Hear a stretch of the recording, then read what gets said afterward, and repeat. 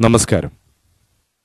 ഇപ്പോൾ എന്നോടൊപ്പമുള്ളത് മാർത്തോമാ സഭയുടെ പരമാധ്യക്ഷൻ most reverend doctor Joseph Marthoma മെത്രാപ്പോലീത്തയാണ്.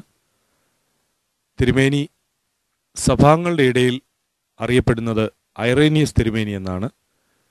അദ്ദേഹം ഇപ്പോൾ അമേരിക്കൻ സന്ദർശനത്തിനിടയിൽ നമ്മളോട് സംസാരിക്കുന്നു.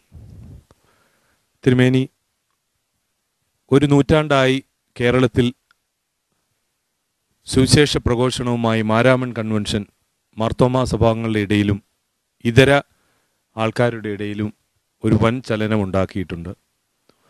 ഈ വർഷം പൊതുസമൂഹം കണ്ട ഒരു കാര്യം,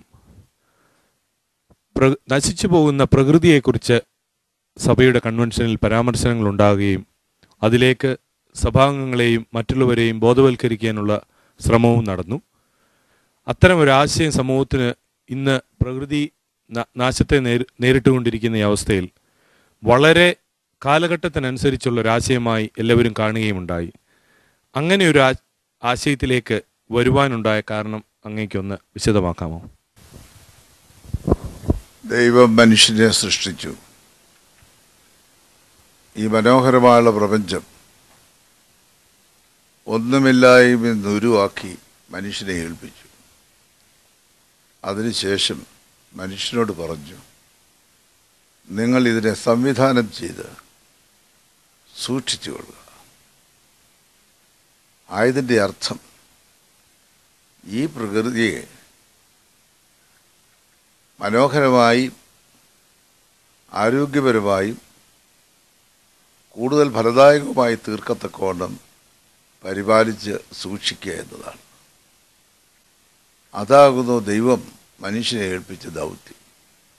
ആ ദൗത്യത്തെ മനുഷ്യൻ വിസ്മരിച്ചതിൻ്റെ ഫലമായി പ്രകൃതിയും മനുഷ്യരും മനുഷ്യത്വവും വികൃതമായി.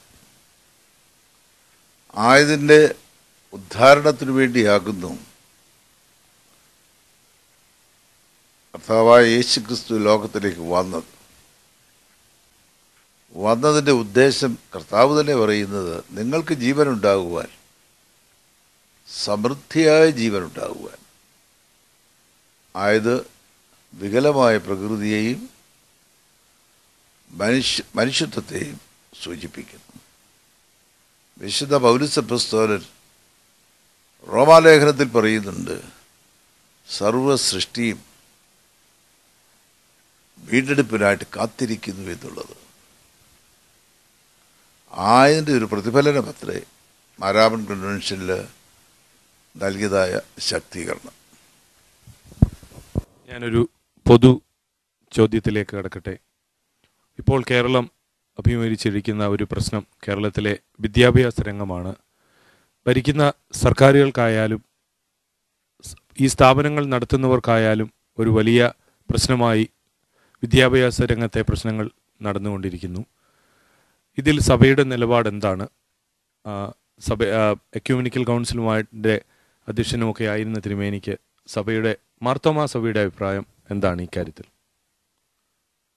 യാഥാർത്ഥ്യങ്ങളെ മുഴുവനും വെളിവാക്കാതെയാണ്, രാഷ്ട്രീയവൽക്കരിച്ചുകൊണ്ടാണ് ഈ വിഷയം കേരളത്തിൽ പ്രതിപാദിക്കപ്പെടുന്നെന്നുള്ളത് ഒരു ദുഃഖസത്യമാണ്.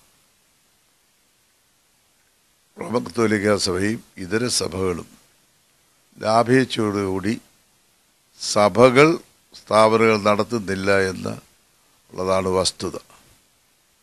എന്നാൽ സ്വാശ്രയ കോളേജുകൾ ധാരാളം അബ്കാരികൾക്കും അതുപോലെ തന്നെ ലാഭേച്ഛ ഉൾക്കൊള്ളുന്നതായ സൊസൈറ്റികൾക്കും നൽകിയതിൻ്റെ ഫലമായിട്ടാണ് അവിടുത്തെ വിദ്യാഭ്യാസ മേഖല വികൃതമായതെന്നുള്ളത് ശരിയായി വസ്തുനിഷ്ഠമായി പഠനം ചെയ്താൽ നമുക്ക് മനസ്സിലാക്കാവുന്ന ഒരു വസ്തുതയാണ്.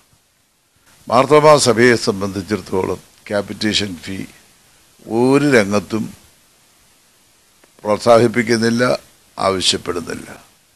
എന്നാൽ സഭാജനങ്ങളിൽ നിന്ന് സ്ഥാപനങ്ങളുടെ വളർച്ചയ്ക്ക് ആവശ്യമായിരിക്കുന്ന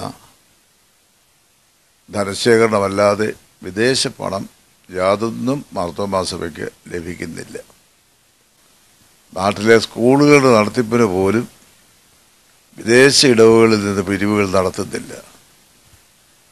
എന്നാൽ അതേസമയം തന്നെ ആതുര ശുശ്രൂഷ മേഖലകളിലും അതുപോലെയുള്ളതായ ഒരു കാഴ്ചപ്പാടത്രേ മാർത്തോമാ സഭയ്ക്ക് ഉള്ളത്.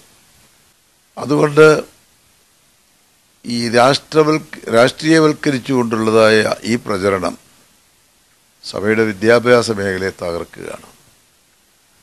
ഓരോ ഗവൺമെൻറ്റുകളും മാറി വരുമ്പോൾ വിദ്യാഭ്യാസ മന്ത്രിമാർ വിദ്യാഭ്യാസ മേഖലയിൽ പരീക്ഷണങ്ങൾ നടത്തുന്നു. ആയതിൻ്റെ ഫലമായി ഇന്ന് കേരളത്തിലെ വിദ്യാഭ്യാസ നില വളരെ താണ അവസ്ഥയിലേക്ക് താറുമാറായ സ്ഥലയിലേക്ക് വന്നിരിക്കുന്നു എന്നുള്ളത് നാം മനസ്സിലാക്കേണ്ടതായുള്ള ഒരു വസ്തുതയാണ്. അതുപോലെ തന്നെ ഞാൻ ഓർമ്മിപ്പിക്കുവാൻ ആഗ്രഹിക്കുന്നത്, ഏതെങ്കിലും സഭ ലാഭേച്ഛയോടുകൂടി ഈ ആതുര ശുശ്രൂഷ സ്ഥാപനമാകട്ടെ വിദ്യാഭ്യാസ സ്ഥാപനമാകട്ടെ നടത്തുന്നില്ല. എന്നാൽ വലിയ കടുത്ത മത്സരമാണ് ഈ രംഗത്ത് അനുഭവിക്കുന്നത്. ലാഭേച്ഛയോട് നടത്തുന്ന സ്കൂളുകളിലെ സൗകര്യങ്ങളും ഫെസിലിറ്റീസും സഭകൾ നടത്തുന്നതായുള്ള സ്കൂളുകളിലെ ഫെസിലിറ്റീസും തമ്മിൽ താരതമ്യം ചെയ്താൽ മറ്റേ സ്കൂളുകളിലുള്ളതിനേക്കാൾ ഒരു പകുതി സംവിധാനങ്ങൾ പോലും ചെയ്യുവാൻ സഭകൾക്ക് ഇന്ന് സാധിക്കുന്നുമില്ല. എങ്കിലും ക്യാപിറ്റേഷൻ ഫീ വാങ്ങിക്കുവാനായിട്ട് താല്പര്യപ്പെടുന്നില്ല. അത് അവിടെ പ്രവേശിച്ചിട്ടുള്ളവർക്ക് അറിയാവുന്ന ഒരു വസ്തുതയാണ്.